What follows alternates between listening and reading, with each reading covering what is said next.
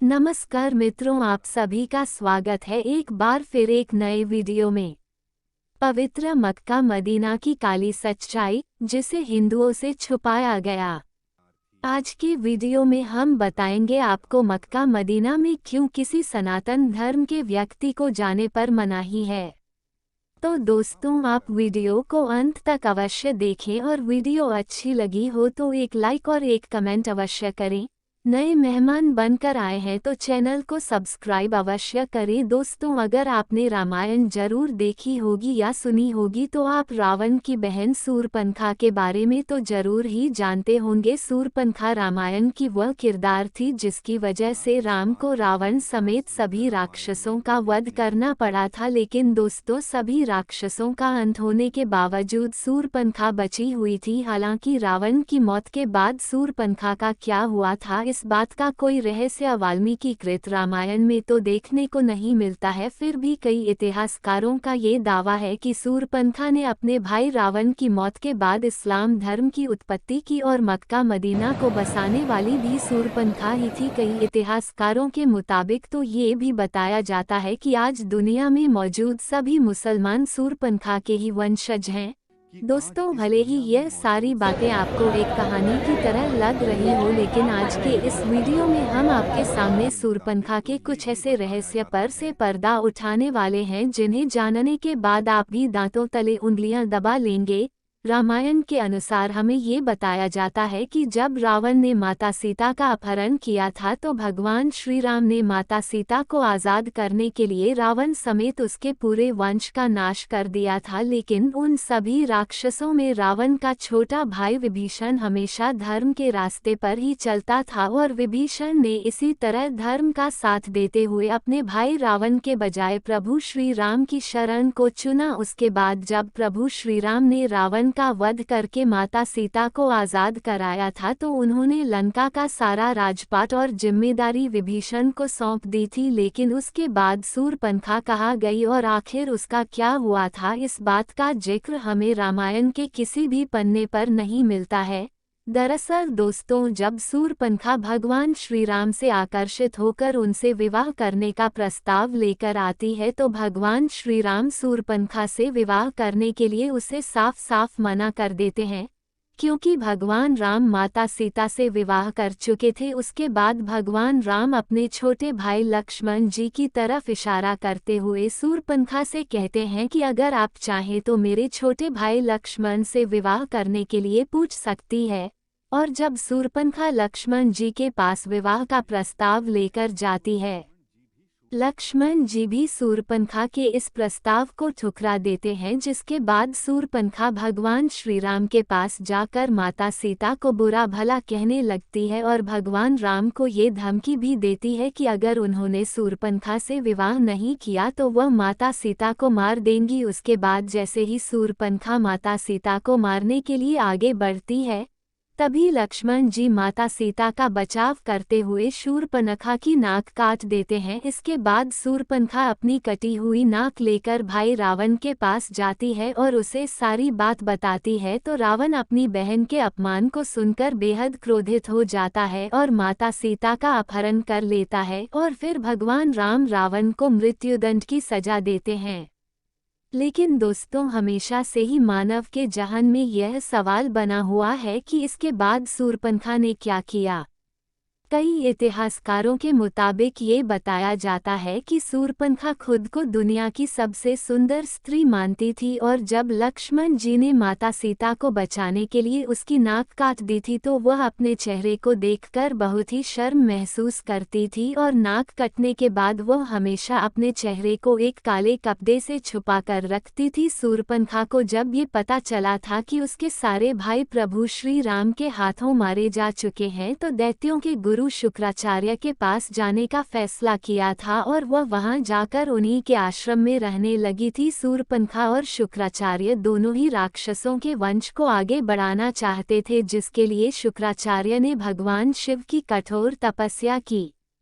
शुक्राचार्य की तपस्या से प्रसन्न होकर भगवान शिव ने उन्हें असुरों के अमर होने के बजाय वरदान के रूप में शिवलिंग दिया और यह भी बताया कि जिस दिन कोई वैष्णव यानी भगवान विष्णु का अवतार है या फिर कोई भक्त जो भगवान विष्णु को सच्चे दिल से मानता है, अगर उसने शिवलिंग पर गंगाजल छिड़क दिया तो उसी समय इस दुनिया से संपूर्ण राक्षस जाति का विनाश हो जाएगा। इसके बाद दैत्य गुरु शुक्राचार्य ने भगवान शिव के द्वारा दिए गए इस शिवलिंग को हिंदुओं से दूर रखकर इसे रेगिस्तान में स्थापित कर दिया, क्योंकि हिंदू धर्म का हर भक्त भगवान विष्णु को जरूर मानता है और अगर ऐसे में शिवलिंग पर गंगाजल छिड़क दिया तो विश्व में संपूर्ण राक्षस जाति का अंत हो जाएगा। इसलिए शुक्राचार्य ने इस शिवलिंग को दूर ले जाकर एक रेगिस्तान में इसकी स्थापना कर दी। और दोस्तों, रेगिस्तान में जिस जगह शिवलिंग स्थापित किया गया था उस जगह को आज हम सब मक्का मदीना के नाम से जानते हैं। दोस्तों, भले ही बहुत सारी बातें सुनने के बाद आपको हजम न हो रही हो, लेकिन आपने कई विवादित बयानों में यह जरूर सुना होगा कि प्राचीन काल में यहाँ पर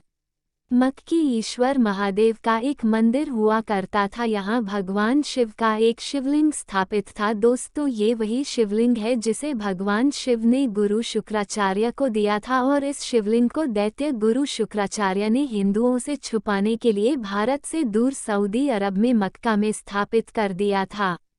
शुक्राचार्य ने शिवलिंग को रेगिस्तान में इसलिए स्थापित किया था क्योंकि उन्हें ऐसा लगता था कि यह बात कभी किसी हिंदू को नहीं पता चलेगी और राक्षसों का भविष्य सुरक्षित रहकर आगे बढ़ता जाएगा। आपको बता दें कि दैत्य गुरु शुक्राचार्य ने शिवलिंग की सुरक्षा का काम सूर्पनखा को सौंप दिया था। उस समय सूर्पनखा अपने चेहरे को कपड़े से ढक कर रखती थी और फिर सूर्पनखा ने अपने वंश को आगे बढ़ने के लिए कई बच्चों को जन्म दिया, जिसके बाद वही बच्चे आज सूर्पनखा की उस परंपरा को निभाते आ रहे हैं। दोस्तों, हम बात कर रहे हैं इस्लाम धर्म की, क्योंकि आपने जब भी इस्लाम धर्म की महिलाओं को देखा होगा तो ये गौर किया होगा कि वह हमेशा ही अपने चेहरे को ढक कर रखती है और इसके लिए वह बुर्का पहनती है।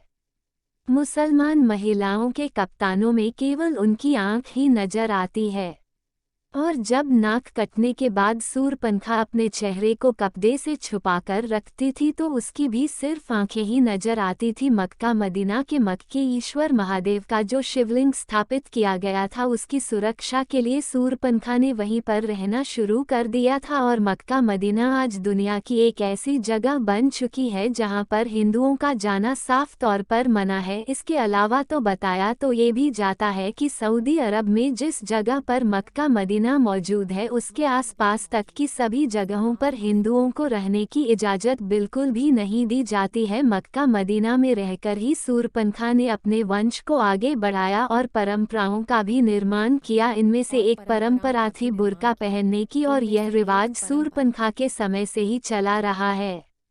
दोस्तों, ऐसा बताया जाता है कि द्वापर युग बीत जाने के बाद सूर्पनखा के वंशज आज के समय में इब्राहिम धर्म के अनुयायी हैं और इस वजह से इस्लाम धर्म में शुक्राचार्य को एक विशेष महत्व दिया जाता है। इस बात का जिक्र धार्मिक ग्रंथों में भी किया जा चुका है। अब दोस्तों, ये सारी बातें किनारे करके अगर इस कहानी पर गौर फरमाया जाए तो जरा एक बार सोचकर देखिए कि आखिर ऐसी कौन सी वजह है जिसके चलते किसी भी हिंदू का मक्का मदीना के अंदर जाना साफ तौर पर मना है और अगर कोई हिंदू चाहे भी तो मक्का मदीना के अंदर नहीं जा सकता। आखिर कौन सी चीज़ है जो सभी हिंदुओं को मक्का मदीना के अंदर जाने से रोकती है? तो उस बात के पीछे ऐसा कोई न कोई ठोस कारण तो ज़रूर होगा जिसने हिंदुओं के वहां जाने पर प्रतिबंध लगा है। अगर ध्यान दे तो ये सारी बातें केवल एक ही तरफ इशारा करती है कि शायद मुसलमानों का सूर्पनखा के वंशज होने वाली यह बात हकीकत हो सकती है और सारे मुसलमान इस बात से डरते हैं कि अगर कोई हिंदू गलती से भी मक्का मदीना के अंदर चला गया और उसने शिवलिंग पर गंगाजल छिड़क दिया तो दुनिया से पूरी राक्षस जाति का अंत हो जाएगा। दोस्तों, ये राक्षस कोई और नहीं बल्कि सूर्पनखा के वंशज हैं।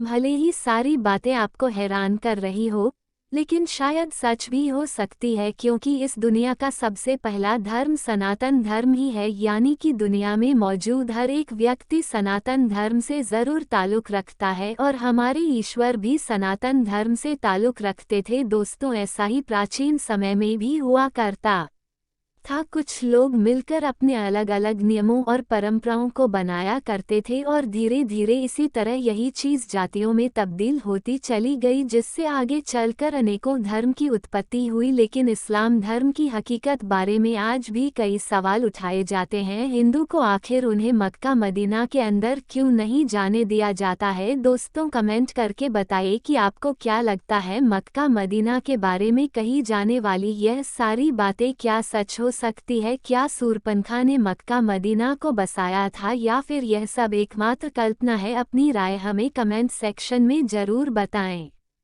वीडियो को अंत तक देखने के लिए आपका बहुत बहुत शुक्रिया।